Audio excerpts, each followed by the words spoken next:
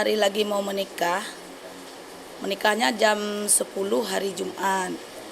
Sedangkan binaannya di sana. Dibilang dia, "Mak, kami binaan di Banda Aceh boleh?" Boleh. Dibilang KUA di sini nggak bisa, Mak, karena harus binaannya di tempat perempuan. Habis itu, enggak apa-apa, nak, boleh. Udah Mama tanya sama KUA, udah boleh. Udah, hari Selasa itu dia binaan, berdua sama ya calon suaminya itu. Udah siap binaan, kira-kira sekitar jam 2 lah, siap zuhur. "Mama, kami udah siap binaan, Mak." "Alhamdulillah, anakku udah siap binaan, Nak. Jadi hari ini pulang Lia." "Enggak, Mak, kami cari baju dulu, baju untuk itu apa? Waktu nikah, Mak." "Oh, di situ cari bajunya?" "Iya, Mak." "Jadi pulangnya kapan?" Hari Rabu malam. Hari Rabu malam kami selamat pulangnya berdua. Terus kami pulang. "Oh, gitu.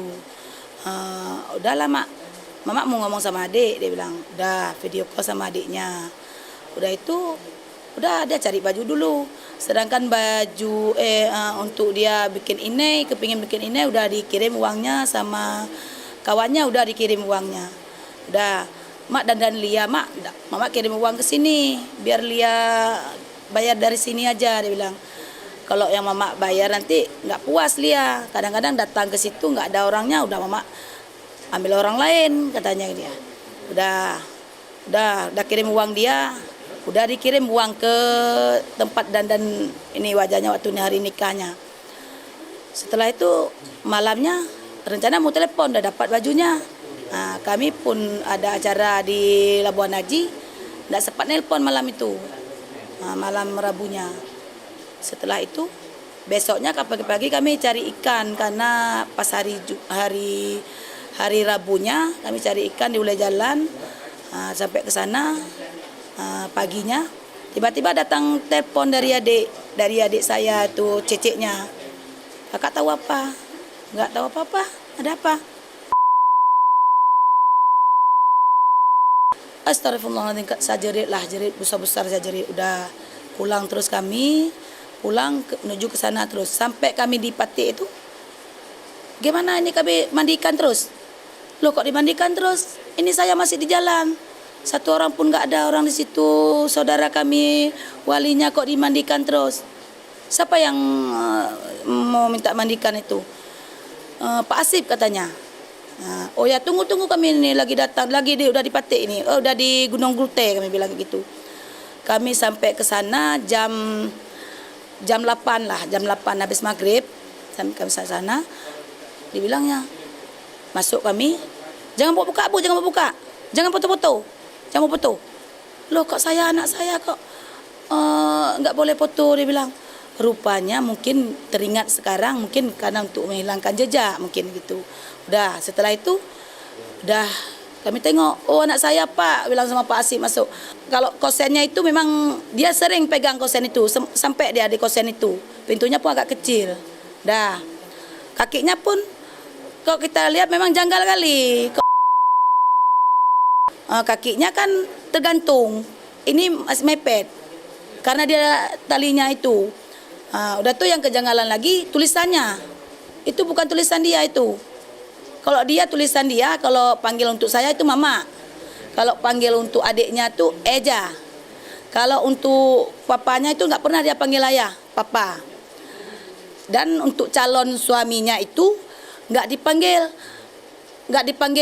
Bang Hendra, dia panggil Bang Bima. Dia panggil untuk calon suaminya, nggak pernah dia panggil Bang Hendra. Memang kayak gitu, Bang Bima, dia bilang. Udah, kejanggalan lagi. Di ini ada tamparan, ini di sini biru, kena ini lutut, kurasa gitu. Yang lehernya ini hitam ini. Hitam lehernya ini, tali apa ini yang nggak tahu. Yang meninggal dia bukan tali ini. Karena lehernya leher kayak gini ya, waktu tidur di situ gini-gini. "Ya, anak saya, Pak," ini aku bilang sama Pak Asif tuh, "Anak saya kayak gini dia kepalanya tuh lembek." Saya nggak yakin anak saya itu memang patuh, dia baik, dia nggak pernah dia itu nggak pernah dia nakal, nggak. Ini mau pernikahan Mau pernikahan dia, mau pernikahan. hari Jumat, kejadian itu hari Selasa malam Rabu. Kejadian itu sekitar itulah menurut laporan polisi waktu ditemu itu udah 13 jam. Kita putarlah ke belakang itu berarti kira-kira jam 9 kejadian itu. Ya, yang mungkin yang pelakunya nggak sampai satu orang, nggak satu orang, lebih dari satu. Bu, itu tidak mungkin. Tapi kok masih disebar luaskan itu hasil visum murni katanya. Padahal kan nggak ada.